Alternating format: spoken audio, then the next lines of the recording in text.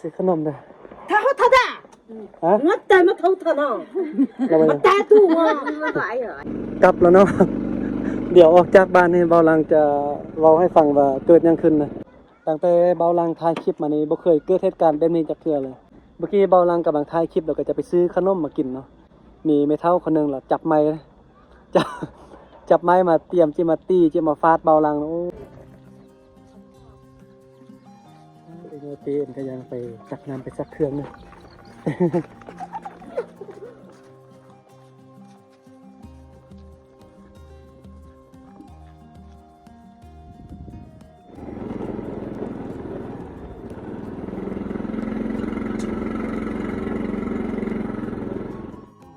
ขึ้นมามุมนี้เห็นหมดเลยพ่อแม่พี่น้องเบิ้งนี่บ้านอาโนในที่สุดก็มาฮอดแล้วนะบ้านอาโนนี่คุ้มค่ากับการเดินทางของเบาลังได้มาเห็นบ้านอาโนแท้ๆแล้ว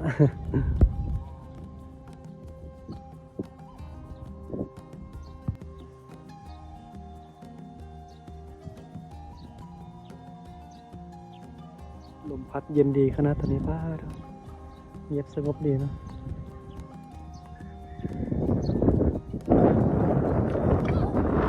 เดี๋ยวที่เบิ้งผู้สาวเปก่อนเดี๋ยวเบาลังเปบอกเดี๋ยวเบาลังข้อท้ายนั่นอย่าดราม่าเนอะว่าเบาลังก็สวยผู้สาวนะ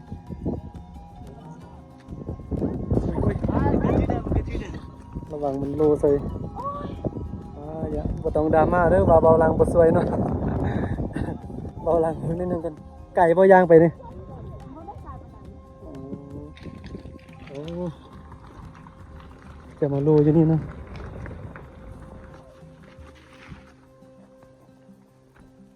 โอ้เอามากอปะนี่ที่ กอยุลม กออยู่ลุมมันอ่ะบ่ให้มันเกลือนมันอ่ะ กอยุลมแล้วก็นี่คุณลม ขันบ่กอยามฝนมันเกลือนมันเนาะ แม่ใส่คอด้วยมันแล้ว ครั้งแรกในชีวิตแบบนี้เนาะเดี๋ยวจะคนสวยผู้สาวหนึ่งกัน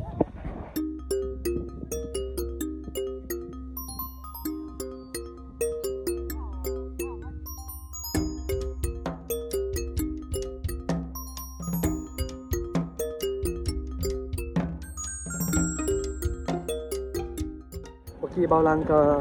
ไปเนี่ยไปค้นก้อนหินสวยผู้สาวหน่อยหนึงโอ้สาวอาคาให้ถือว่ายอมรับในความดุมันไล่เนาะเมื่อกี้เบาลังเห็นนี้น่าอายเลย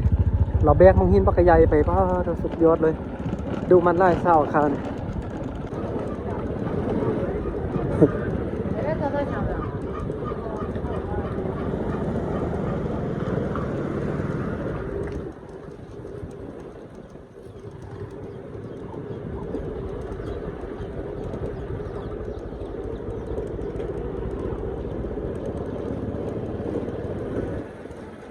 โอเคนะตอนนี้เบาลังก็กำลังจะ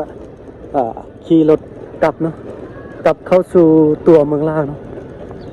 แต่ว่าตอนกลับนี้น่าจะฮอดไวกว่าตอนมาเนาะเพราะว่าเรื่องทางได้แล้วก็เส้นทางนี้ลงดอยนะพอได้ขึ้นดอยคือตอนมาเนาะถ้าเป็นบ้านของเงินสนเผากึมุจะมีแบบมีเบาลังนี่โฮภาษานี่ลมกันจะง่ายนะ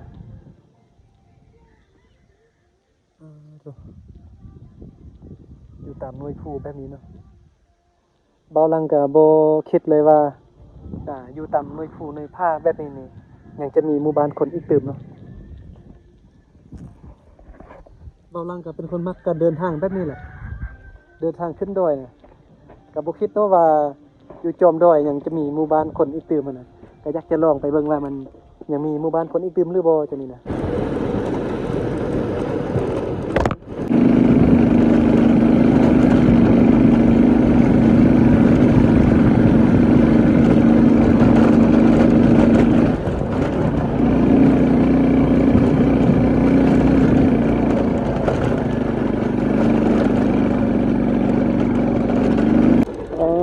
บ้านนี้ทั้งวิวนี่คักขนาดเลยบ้านนี้นะเบาลังจะซอกทางลงไปนะบ้านนี้บัวไปบัวได้แล้วบ้านนี้จะต้องได้ลงไปทายเบิ้งเนาะวิถีชีวิตของชาวบ้านที่นี่มาเป็นจังไรนะ อาบน้ำเนาะโอเคนะเดี๋ยวเบาหลังจะขี่รถลงไปกลางบ้านเขาเจ้าเนาะบ่แน่ใจว่าเส้นทางนี้เป็นเส้นทางที่ลงไปบ้านเขาเจ้าหรือบ่นะอ๋อเท่าโดยสั่นขนาดเลยฝนตกนี่ไปบ่ได้เลยแบบนี้ล่มเลยขี่ลงอ๋อบรรยากาศดีหลายคักหลายวิวสวยงามเลยเนาะมาช่วงยามหนาวนี่น้ำหมอกปกคลุมนี่งามเลยแหละ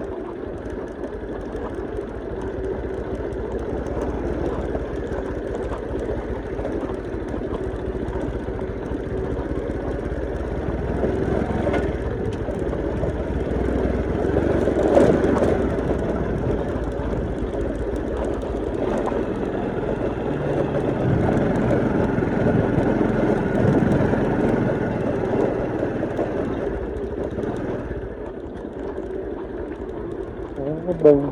ด้านซ้ายมือมีหานไข่เขากินนะ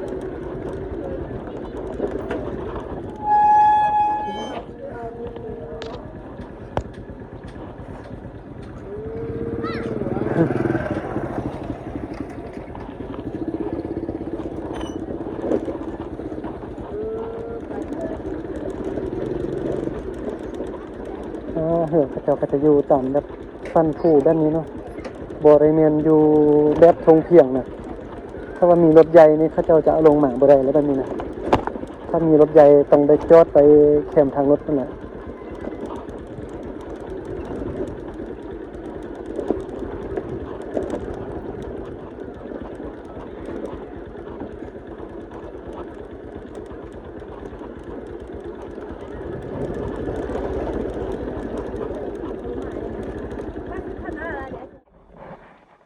ซื้อขนมเลย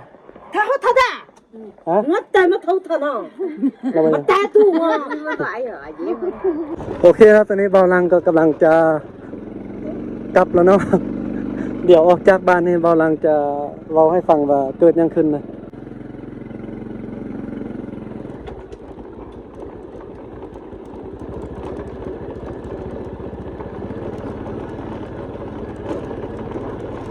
โอ้เส้นทางวันนี้ไปลำบากสุดเลย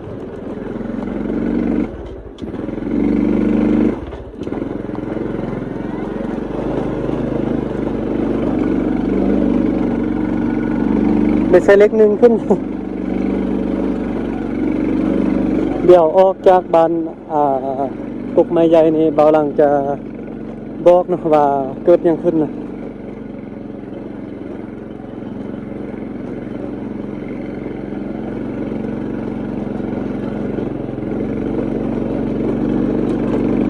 โอ้เล็กหนึ่งเกือบขึ้นโอ้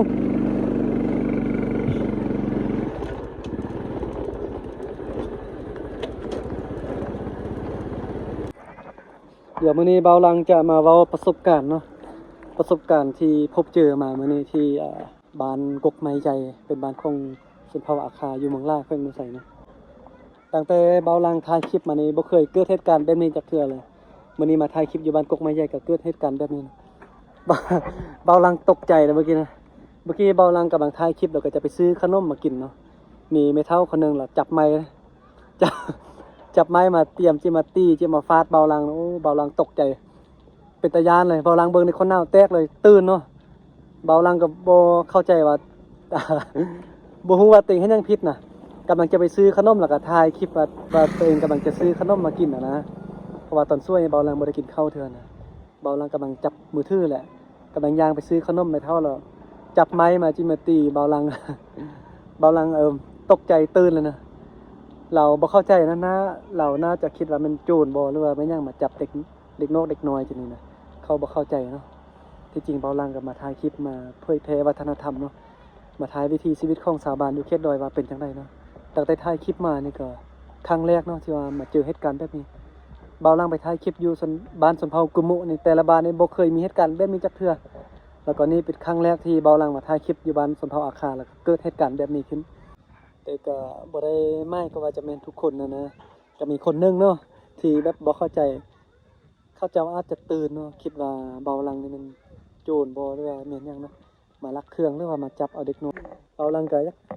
คือบ่คือโจรบ่รถเบาลังนี่นะแต่เบาลังเบิ่งรถเบาลังขี่มาก็บ่คือโจรเนาะ หน้าตาก็บ่ได้คือโจรนะ เดี๋ยวคลิปนี้ก็เบาลังเข้าตัวจบคลิปเพียงเท่านี้นะ